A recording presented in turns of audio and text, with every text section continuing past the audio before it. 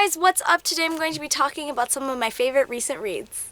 So I haven't been filming many wrap-ups lately or videos in general, and that's just because school has been taking up so much of my time. And I noticed that that's kind of been a trend here on BookTube lately. Like during the summer we were putting out 2 to 3 videos a week, and now we'll be lucky if we get one in a month. And there are some booktubers that stay on top of it, and I don't know how they do it. It's like so hard. Like today's my only day off and I'm pre-filming like 4 videos. So I apologize for that, but hopefully you guys understand. However, I did read a lot in the past 2 months, and merging together those 2 wrap-ups would just take a really long time to film and edit, and I don't think you guys would want to sit through such a long video. So what I decided to do is pick out my favorites from those books that I recently read because they deserve recognition. I just love them so much, and so that is what this video is going to be about. I have just about 7 books to show you guys, so let's get started. I'm going to start with one of the most anticipated releases of 2017, and that is Turtles All the Way Down by John Green. I originally wasn't going to pick this one up because I've only read 2 other books by John Green, The Fault in Our Stars and Paper Towns. I love The Fault in Our Stars, of course, but I didn't really like Paper Towns, and I didn't really hear too many great reviews about his other books, so I was very skeptical going into this one, but I just heard so much hype about it, and a lot of people said that it was surprisingly really good, so I had to check it out, and I read it super quickly, and I really loved it. 5 out of 5 stars. Asa, the main character, was super relatable. I found myself thinking a lot of the same things that she thought.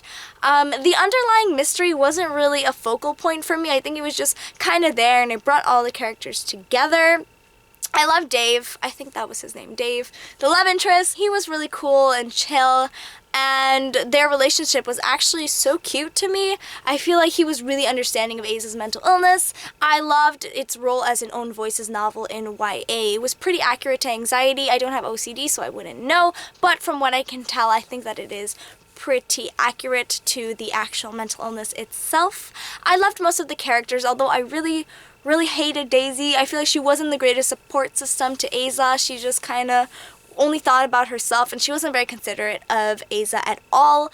However, I really love this book, and maybe I will pick up John Green's next novel because I really love this one. This next one might come as a shock, and it definitely did come as a shock to me as well, but it is Animal Farm by George Orwell. I'm not sure if I've mentioned this on my channel, but I really dislike classics, actually. I feel like they're not very easy for me to understand, and they just kind of don't make sense most of the time, but I had to read Animal Farm for my literary genre class, and I really loved it. I read through it super quickly, got the assignment done way before it was due because I just couldn't stop reading it. I feel like it wasn't hard for me to understand. The language was very easy. I loved all the characters, even though they're representative of people in history. The satire was great, especially since in class we were learning all about the Russian Revolution and how it ties into this novel.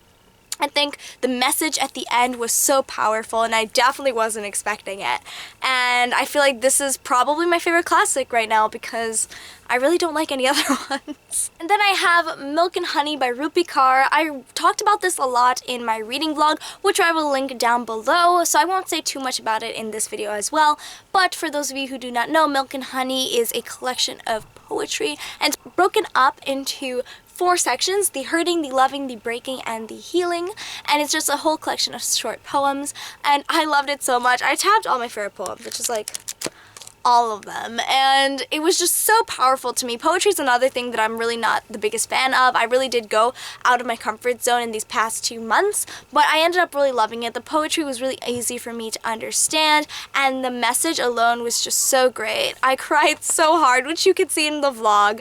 It was just so powerful to me, and it definitely did change my perspective on certain things, and that's really important when reading books.